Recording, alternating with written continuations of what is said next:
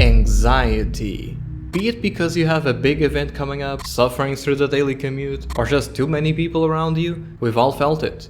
So what if you made that feeling into a video game? Crowded Followed is a small indie title created by Night Dial and published by Banshee Games, both their first title and first publication respectively. You play as a homeless person who comes into contact with a very peculiar briefcase. As you grab it, the man that gives it to you warns you about an entity that will chase you down and that only you and him can see it, that it won't stop at anything, so now it's your job to escape the city alive. Oh, and you also have asthma or something, so good luck keeping a quick pace. Today we're going to take a look at how the design of Crowded Followed keeps players engaged, the meanings and theories about the multiple endings, and ultimately, if it's worth it or not. So grab panties off the floor, shake your inhaler, and let's get ready to find out why Crowded Followed is anxiety as a video game.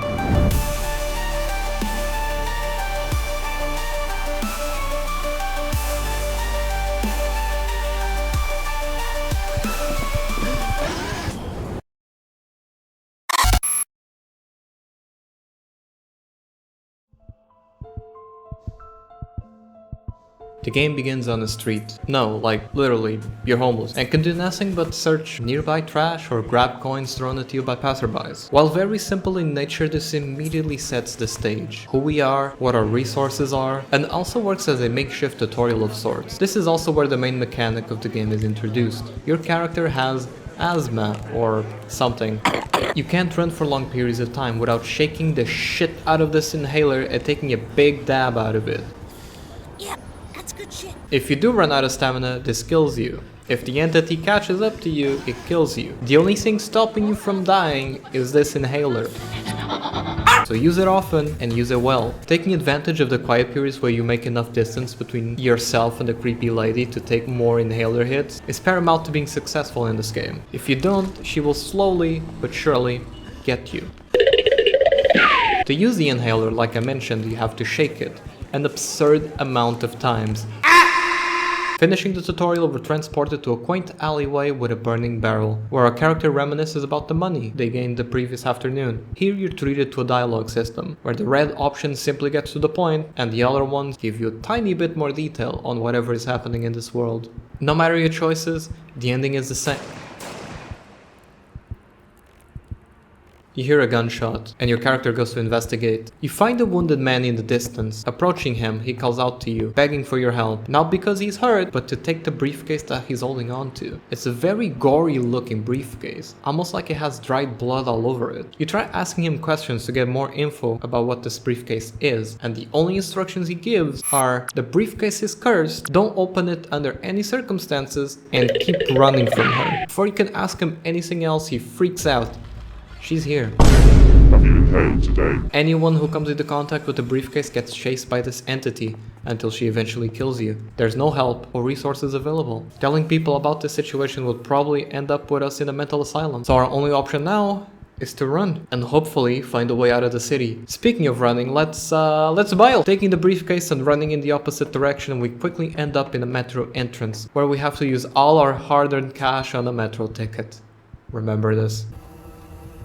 Now inside of the metro, this is one of the very rare instances where the game goes easy on you, unless you take a breather. Hehe, get it?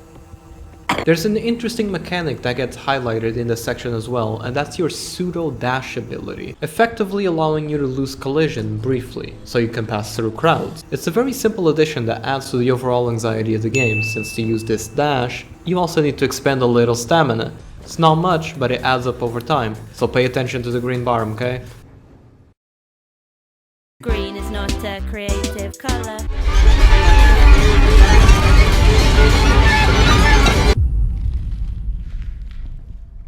After a brief level transition, our character wonders just what the heck is inside this case that would compel an otherworldly entity to chase after it until the ends of the earth. But before we can put a string of thoughts together, our time's up. She's back. Worst of all, we lost our metro ticket in the commotion. Things aren't looking too good. Leaving the metro platform, we now have to hunt around for spare change in order to buy a new metro card. If you've been paying attention thus far, you'll have noticed that each interaction has an absurdly long animation. Checking under the bench, animation. Stealing from a vending machine, animation. Smashing into a door in order to open it, yep, animation, and you can see her in the distance too, slowly creeping closer. Awful idea, amazing execution, I love hate it. The next 3 levels, subway, nightclub, and especially the Black House City section of the game, are heavily RNG dependent. There's an achievement for beating the game in under 12 minutes and 15 seconds, and the guide for it literally says, pray for RNG this. Everything from keys to which doors are blocking your path can be randomized. It's a very welcome variation that makes each playthrough just a little bit more unique each time. Amassing a total of 320, which holy crap, inflation hitting hard, you can now buy the ticket out of the station. As you leave, your character monologues a bit. Just your usual, oh my god, WTF BBQ is going on type deal. Our character does say that they aren't giving this to anyone else, which, if you've seen the endings, make this scene hilarious. You leave the underground and have your first good look at the city. It's chaos. You aren't the only one trying to escape the city, and worst of all, some people are just partying. Which, given recent near-world ending events that happened, this is awfully realistic. I'm gonna come. As you navigate the streets, you go through this small beach section with a man in a similar situation to yours. Homeless, I mean, not holding a haunted briefcase. But unlike you, he's calm and simply enjoying what could very well be one of his last days. He asks you why you're in such a hurry, wondering if the police are after you. And no matter what you say, he ends up asking you for change, showing that even when we've accepted our final moments, some of us are still willing to let go of our ego and ask for help. Or maybe this guy's just an asshole, who knows. Leaving the beach through the other stairs, you start entering the chaotic city once more. You see a huge queue for a nightclub, followed by a street that's completely blocked by police and onlookers. Trying to find another way around, you walk out the adjacent alleyway to the club, only to find it a dead end when... Were you the one who lost 3.20 monies? With no other alternative, you go into the club.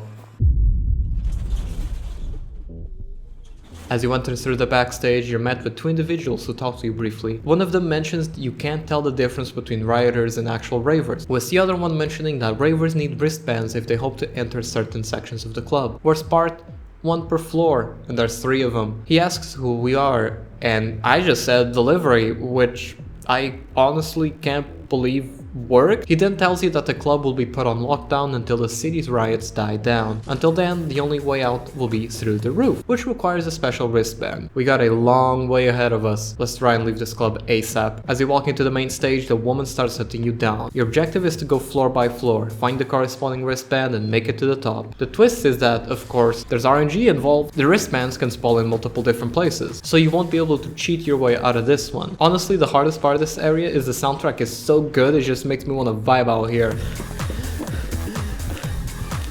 Oh, also, second twist. Once you get to the second floor, you don't get the next wristband. You get the manager's keys. Where do I use these keys? Well, the manager office is on the bottom floor, of course. So the 2 floors you just spent shaking your inhaler and dodging crowds, do it again. But reverse it. Finding the manager's office, you finally pick up the last wristband and book her out of there. You fellas seen a girl around here? Make sure you're conserving your stamina. Don't do what I'm doing. Reaching the top, you run over to the scaffolding and begin.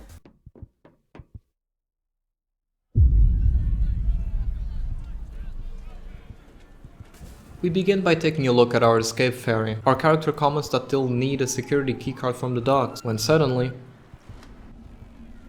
That's not good. You go down the stairs and bash the door down to find a handy flashlight. Entering the next section, you're faced with multiple ways to go in this tight cross-shaped alleyway. It is by far the most anxiety-inducing part of the game. You have to find the correct door to bash down before Mrs. Ring over there gets your ass. I eventually find the right door and keep going through the crowd with the exit inside. Walking up the stairs and coming into a plaza of sorts, we have to do the same thing again. Find the right door that holds the path to the security docks. I lucked out and found it on my second try. Running up the last flight of stairs, you finally find the key card. It's time to run back, and as you do, you start seeing police trying to contain the riots. As you reach the security gate, you unlock it and take the final sprint to the game. On your right, rioters throwing all sorts of items. On your left, police trying to stop them. Stopping is what you won't be doing. Getting into the boat and looking back, you spot the woman at the edge of the dock, staring.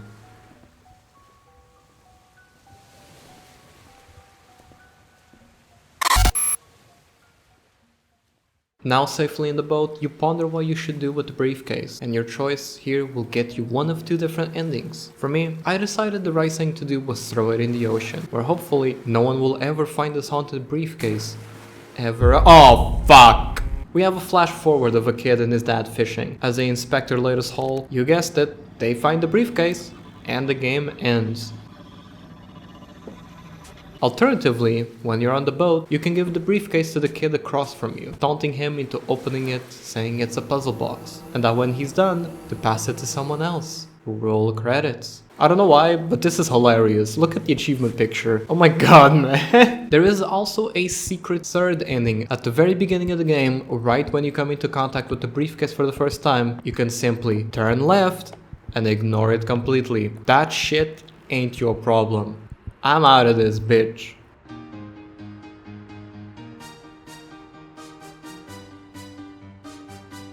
Now I'd like to explore and theorize about the game a bit since there's enough here to leave a bunch of lingering questions. Let's start with the entire premise of you playing a homeless man, having a huge bill you will never be able to pay back, and being forced to do underhanded tactics to progress through the game, like breaking and entering, which kinda loses its argument power given the riots, stealing property, and if you pick the kid ending, indirect murder of a child, you frickin' psycho. Some people online have been calling this healthcare horror, given that the woman chasing you down seems to be wearing a hospital gown, and the guy that gets shot seems to be wearing formal clothing, giving room to think that he's a doctor himself. I honestly think it's deeper than that. I find this entire game a great allegory for someone who's struggling with something no one else understands, but doesn't have any resources or ways to deal with it. A great example of this was the ALS bucket challenge. We've known about it for years, but never made great progress in helping people with ALS until that challenge happened all those years ago and boosted visibility and people wanting to know more. Of course, what I'm saying isn't anything new, as if you've seen the movie It Follows. Promise I'll only compare it this once. You can find the same allegories or metaphors, with multiple people, myself included, being able to draw parallels. We aren't being hunted down by a creepy entity that takes the form of others, but sometimes it feels they're there all the same,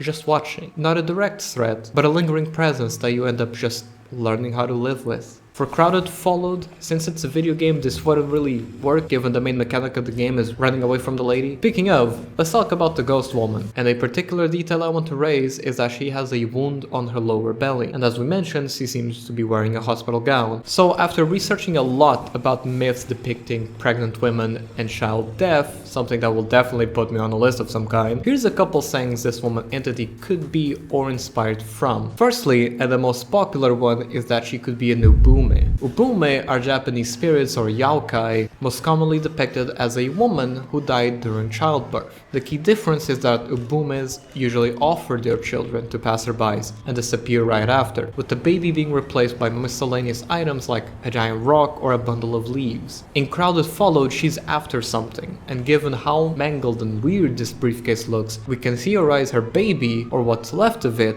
is inside the case, and she's simply trying to recover it. If that is to be believed, I actually think this could be a depiction of a matinak, an Indonesian legend that's a mishmash of two words, mati meaning death or die, and anak meaning child. Matinak can thus be interpreted as death of a child. In scriptures, it's told that the Matinak was once a loving mother who cared dearly for her unborn baby, only to die during childbirth. Soon after, her husband married another woman, who proceeded to make their new child perish for unknown reasons. This fueled the hatred and vengeance of the Matinak, and now she returns as a haunting spirit to seek revenge. Now, in the game, this whole husband going off and having another kid is irrelevant, but the overall depiction fits this entity really well, almost eerily so. So we're left with a riddle for the ages. What is the briefcase? Where did it come from? Why can't the entity get it? Why is it after the thing in the first place? And what's inside the damn thing? All we can do now is hope that Night Dial will shed a bit more light on this mystery when they inevitably return.